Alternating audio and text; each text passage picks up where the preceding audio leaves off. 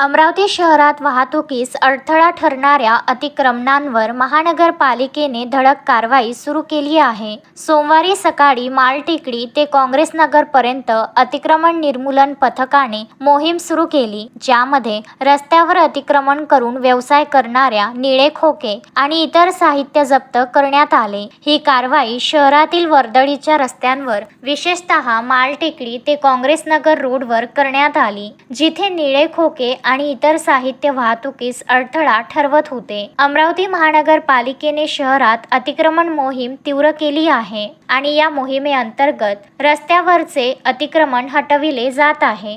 या कारवाईत अतिक्रमण निर्मूलन पथकासोबत पोलीस कर्मचारी आणि JCB मशीनचा वापर करण्यात आला, ज्यामुळे अतिक्रमणे प्रभावीपणे हटवता आली। ही मोहीम शहराच्या इतर भागांमध्येही राबविण्यात येणार आहे, जेणेकरून शहरातील वाहतूक सुरळीत होईल आणि नागरिकांना दिलासा मिळेल। पूर्व झोन दस्तूरनगरमध्ये एकूण 13 नग गटई निळे खोके मालटेकडी ते काँग्रेस नगरपर्यंत असल्यामुळे यामध्ये एकूण 4 निळे खोक्यांना परवानगी असल्यामुळे उर्वरित 9 अनधिकृत खोके मोठ्या 2 ट्रकमध्ये उचलून जप्तीमध्ये घेऊन समाज कल्याण निंभोरा हॉस्टेलमध्ये संबंधित समाज कल्याण विभागातील अधिकारी यांनी सांगितल्याप्रमाणे जमा करण्यात आले आहे। सदर कार्यवाही महानगरपालिका पूर्व झोन दस्तूरनगर व अतिक्रमण विभागाद्वारे करण्यात आली। Vidarbha news bureau, Amravati.